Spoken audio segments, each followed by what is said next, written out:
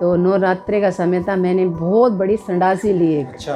और उसे छिपा के अपने साथ में रख के ले गई मैं मंदिर में। तो मैंने कहा यहाँ पे अगर कोई नहीं होगा तब मैं अपनी गर्दन काट के अपनी गर्दन काट के आप चढ़ाने वाले? हाँ, अपनी गर्दन काट के मैं चढ़ाने वाली थी। बिस्मिल्लाहिर्रहमानिर्रहीम। अस्सलाम वालेकुम दोस्तों, उम्मीद है आप सब खैरियत से होंगे। अल्लाह आप सबको ऐसे ही खुश रखे।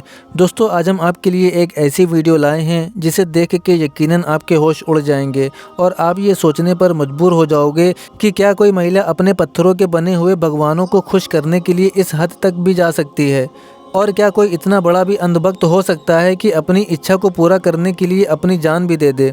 दोस्तों, इस वीडियो में आपको हिंदुज़म के बारे में वो जानने को मिलेगा जो इससे पहले आपने कभी नहीं सुना होगा, और आप अपने मुसलमान होने पर गर्व करोगे कि अल्लाह सुब्हान व तआला ने हमें इतना खूबसूरत दीन दिया जिसमें कोई भेदभाव की जगह नहीं है, और हमें सिर्फ़ एक अल्लाह को खुश करना है, सिर्फ़ एक अल्लाह को राज़ी करके इस दुनिया से जाना है।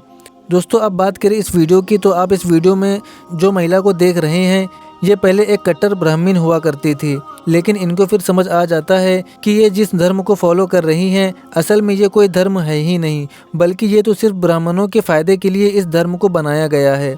दोस्तों, ये वीडियो बहुत ही ज़्यादा इंटरेस्टिंग है, इसलिए आप इस वीडियो को पूरा देखें और आपकी क्या राय है हमें कमेंट सेक्शन में ज़रूर बताएँ। मैं भैया पंडित घराने से हूँ और मेरे पापा हमारे जन्म से ही बहुत पूजा पाठ होता है, और इतना होता है कि हमारे घर में पूजा पाठ से इतना खाना आ जाता था पड़ोसी में से कि हम अब खाना भी नहीं बनाते थे। ब्राह्मण है आप? हाँ, ब्राह्मण फैमिली से। ब्राह्मण फैमिली से। और जब त्योहार होते थे तो खाना बनाने की हमें ज़रूरत नहीं पड़ती थी। कर्म कांड करने जाते होंगे? हाँ, कर्म कांड करने जाते थे और खाना हमारे घर इतना आता था कि हमारे पड़ोसी भी खाते थे। अच्छा। तो जैसे मैंने अपने पापा के घर में देखा पूजा पाठ होता है तो मैं भी उसी में ढल गई। उसमें ढलते ढलते मैं 12-13 साल की जब हुई ना, तो मेरी जो पूजा थी पाठ थी इतनी बढ़ गई भक्ति। मैंने सोचा अगर जितना मेरे पापा करते हैं मैं उससे ज़्यादा करूँगी। मुझे संसार से ऐसा हो गया था कि संसार अच्छा नहीं, अब प्रभु ही सब कुछ है।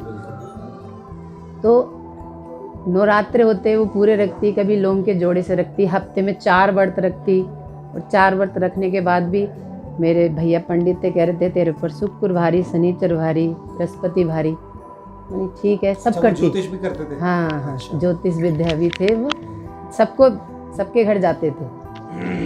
उसके बाद मैंने क्या करा, काफ़ी समय के बाद अपने घर में कुंड बना लिया एक, मैं उसी में ही हवन करती थी। नहीं, उन्हें कैसे पता चला कि ये सारी चीज़ें आप पर भारी है? पंडित थे ना, वो खुद ही बताते थे, क्या औरों को भी बताते तेरे पर शुक्र है, तेरे पर शनिवार है। नहीं, मतलब आपके जीवन में कष्ट चल रहा था, कोई प्रॉब्लम चल रही थी, इसलिए कि अपने आप से ही बोल दिया? नहीं, थोड़ा था मेरे जीवन में। अच्छा, ठीक है। परेशानी थी मेरे जीवन में, तब वो बताते थे कि ऐसा ऐसा कर लेना। नहीं, ठीक है। मैंने घर में एक हवन बनाया और उसमें ही हवन जो भी होता था हवन सामग्री छोड़ दी थी उसमें। उसके बाद ऐसे ही चलता रहा, तो मैंने सोचा कि मैं मंदिर में जाके मैंने देखा, टीवी में देखा कि गर्दन काट के चढ़ा देते हैं तो परमेश्वर खुश हो जाते हैं। अच्छा। तो मैंने सोचा मतलब वो ईश्वर खुश हो जाते हैं जिनकी आप उपासना करते हैं? हाँ, उपासना करते हैं। तो नवरात्रि का समय था, मैंने बहुत बड़ी संडासी ली एक। अच्छा। और उसे छिपा के अपने साथ में रख के ले गई मैं मंदिर में। तो मैंने कहा यहाँ पे अगर कोई नहीं होगा तब मैं अपनी गर्दन काट के अपनी गर्दन काट के आप चढ़ाने वाले? हाँ, अपनी गर्दन काट के मैं चढ़ाने वाली थी। मैं सारा दिन वहीं बैठी रही कि ये सब हटे, क्योंकि ऐसे गर्दन काट के चढ़ाना आत्महत्या है ना, ये भी पता था आत्महत्या है। पर मैं सोचती मैं प्रभु को खुश हासिल क्या करना चाहते थे वो गर्दन काट के अपनी चढ़ाने? हासिल में ये करना चाहती प्रभु खुश हो, मेरे से बातें करें। कौन सा प्रभु? काली थी, काली माता को खुश करना चाहते थे? खुश करना चाहती थी मैं। अच्छा। कि ये खुश हो जाएं और मुझे कुछ दें अपनी तरफ से। जब गर्दन ही कट गई तो मिल के क्या फायदा आपको कुछ? नहीं, मैंने देखा था ना अक्सर के टीवी में देखा था, जुड़ जाती है। अच्छा, गर्दन वापस जुड़ जाती है? वापस जुड़ जाती है। मेरी सोच देख के ऐसी हो गई। जैसे दिल्ली में एक ऐसा केस हुआ था, वहाँ पर एक पूरी फैमिली इसी देवताओं को खुश करने के लिए पूरी की पूरी फैमिली ने खुदकुशी कर ली थी फांसी लगाकर। बहुत केस फेमस हुआ था वो। तो भैया जी मैं 2 दिन गई। 2 दिन जाने के बाद वहाँ भीड़ कम नहीं हुई। फिर मेरा माइंड बदल गया, मैं फिर गई नहीं। मैं कि 2 दिन से भीड़, अब मैंने नहीं जाना वहाँ पे। मेरी सोच बदल गई। सोच बदलने के बाद काफ़ी समय के बाद मेरी शादी हो जाती है। उसके बाद मैंने हनुमान चालीसा करा। अच्छा। हनुमान चालीसा करा, नीचे लेटना, उबला हुआ खाना खाना, किसी के घर नहीं जाना। और उससे पहले मैं मेहंदीपुर होके आई। मेहंदीपुर में जैसे मैंने मंदिर में एंट्री करी, 2 बंदर मेरे यहाँ बैठ गए, अच्छा। बड़े तकड़े तगड़े। अच्छा। तो जो मेरे साथ में गए वो खुश हो गए, कह रहे हनुमान जी तुम्हारे ऊपर आके बैठ गए। मैंने ऐसा भी क्या कि हनुमान जी मेरे ऊपर आके बैठ गए? तो मैं ये भी अच्छी खुशखबरी की बात है। उसके बाद मैं घर आ गई। घर आने के बाद 40 दिन के बाद मैंने हनुमान चालीसा करने के बाद मेरे 8-10 बोतलें लगी। क्या? वो कमजोरी वीकनेस ग्लूकोज की इतनी कमजोरी हो गई।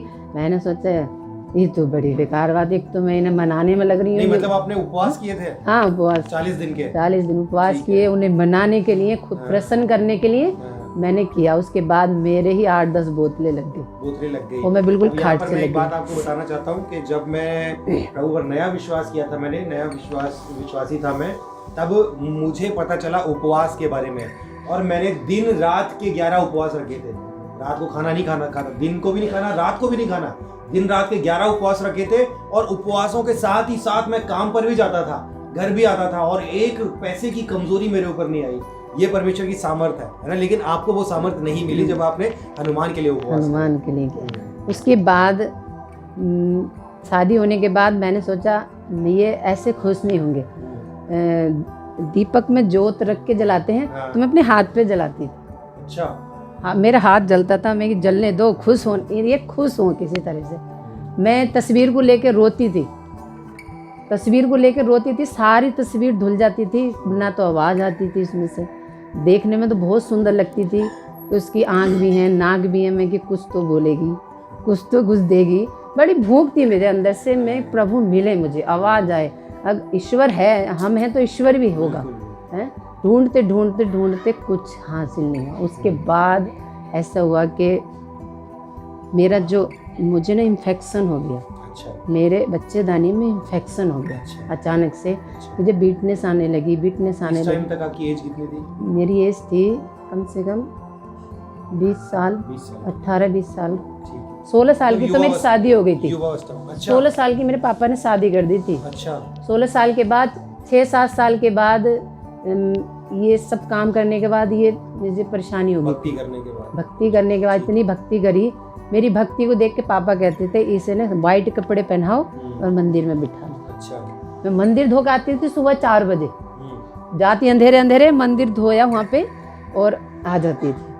अब चला पापा को पता, पापा बोले ऐसे करो, इसे वहीं बिठाओ कपड़े वाइट पहना के। ये तो हमसे भी आगे निकल गई। तो मैं मंदिर धोने गई एक दिन ना, तो एक इतना बड़ा सांप ऊपर से नीचे गिरा।